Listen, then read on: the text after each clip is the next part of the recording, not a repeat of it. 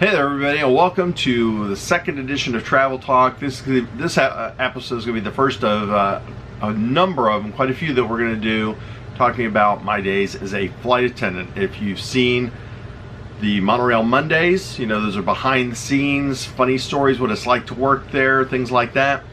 This is going to talk about my past as a flight attendant. Spent 10 years as a major airline flight attendant and another year plus as a commuter airline.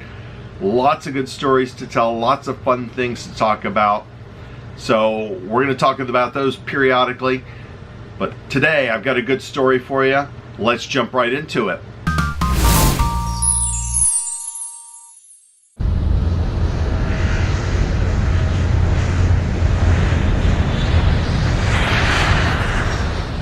So on this particular story that I'm going to share with you today, I was not on this aircraft. This didn't happen to me, but a friend of mine was working this aircraft, and so she gave me the direct story, the direct information on what happened here.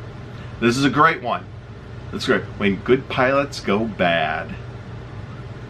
All right, so here's the situation. The aircraft, it's a 757 operating from Detroit to Las Vegas. Now the plane has a flight attendant's crew in the back, and the two pilots going over there are laying over when they get to Las Vegas. So there's going to be a change of pilots in Las Vegas. The pilots and the flight attendants did not always do an entire trip together. They would come together and work a couple legs and then go off in different. Only the DC-9s were the pilots and flight attendants paired together for an entire trip. Otherwise, you might fly a leg, come back, and then you'd have new pilots. So they had trips set up a little bit differently. So in this particular instance, the flight attendants are going to Las Vegas and back, and the captain and first officer are going to get off in Las Vegas and to go to their layover. The crew that's working back, the flight crew that's working back, the pilot and the first officer, are riding over. So they're sitting in first class on the way to Vegas. And they're sitting there and they're basically what we call deadheading. They're riding out to Las Vegas and they're going to take the airplane back.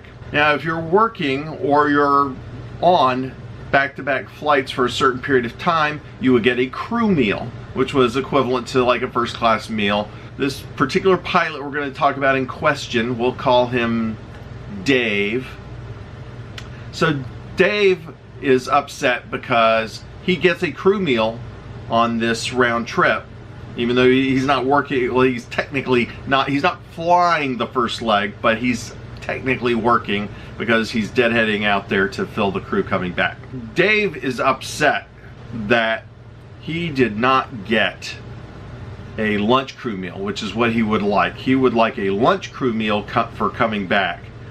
What they boarded is a breakfast crew meal.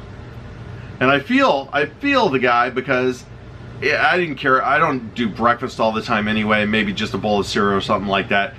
If I have my druthers, I would definitely rather have the lunch crew meal coming back as opposed to, you know, and breakfast typically might have been a bowl of cereal, that might have been an omelet, and a fruit, and a bagel. It's nothing exciting. It's nothing exciting at all. The omelet is not great, and a bowl of cereal and a bagel also not great. So Dave is upset. Take it away. He doesn't want it. He doesn't want it. It's offered to him. He says, no, I don't want it. I'll get lunch in Vegas. So they get to Vegas. They deplane the aircraft. And Dave gets off and says, I'm going to get something to eat. The flight crew that flew to Vegas, they get off. They go to their hotel. So the first officer gets in the cockpit and he starts doing preparations for departure. They're only going to be in Vegas like 50 minutes or an hour, and then they're turning the aircraft around and flying right back to Detroit. So Dave goes off to get his food. They board the aircraft. They're ready for departure. No Dave.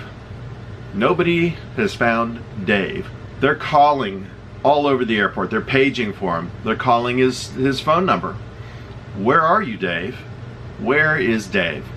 Passengers are trying to figure out. Now it starts, now the flight is delayed. It's a half hour late.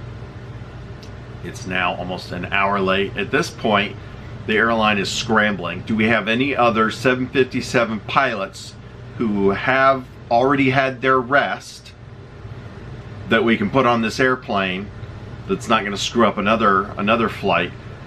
And there's nobody in Vegas that's available. The guys who just flew it in, they've started their rest. You can't make them fly again.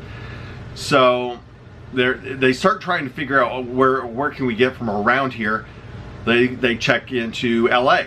There was a pilot base in LA. Maybe we can get one of the guys from LA over here. They're hoping that they can maybe get a pilot from LA to Vegas on America West. America West has a flight leaving very shortly, and we had a pilot ready to go to get on that aircraft. It was oversold though, and there was somebody on the jump seat. So in order for the pilot to get there, America West was going to have to bump a passenger or bump one of their pilots off the jump seat to put our pilot on to get him to fly this aircraft. I'm sure there would have been some sort of behind the scenes compensation between airlines to do this, but America West said no, we're not going to bump a passenger, and we are not bumping one of our pilots to get your guy over there. You're on your own.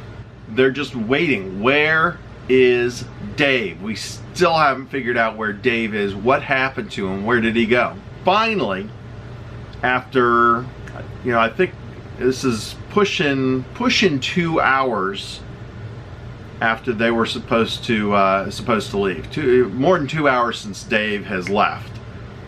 Dave finally comes wandering back on the aircraft, and he's crabby.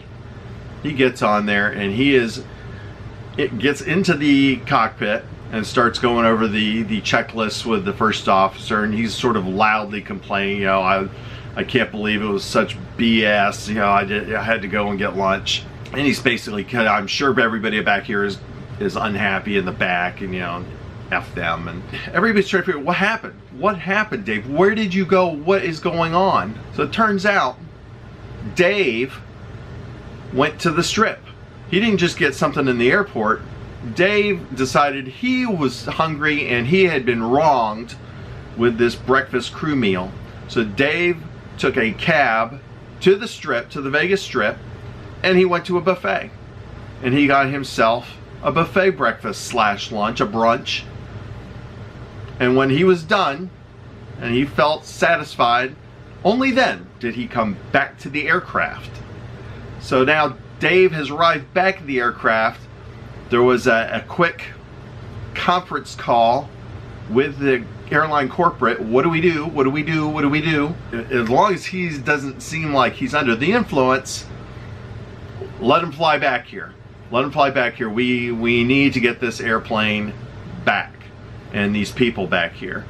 We got to get this aircraft out of here, because if they cancel it, basically nobody's getting out. Those flights are full all the time.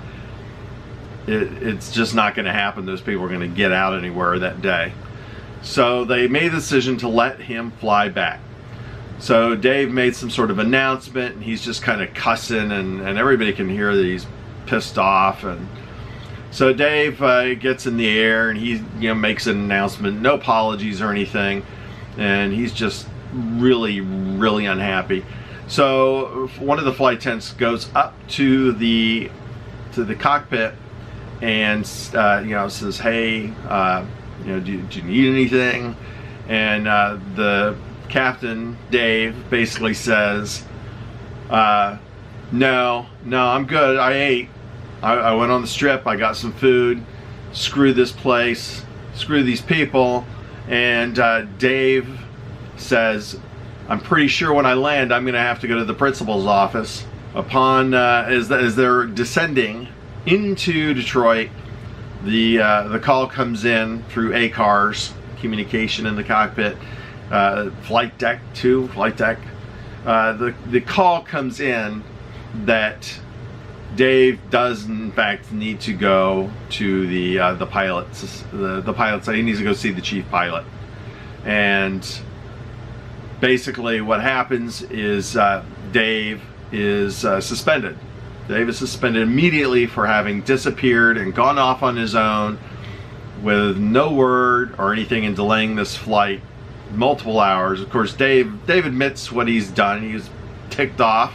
He wanted a lunch crew meal. He got a breakfast crew meal, and he's had enough. Dave is suspended, and only a couple of days later, Dave was let go. Dave was released from employment, and his commercial pilot license was taken away. They took away his commercial pilot license for poor decision making, and so that was the end of Dave's career as a pilot. He was so mad, he blew his job and he blew his career over this crew meal. So there you go. That's the first story that I'm sharing with you from my flight attendant days.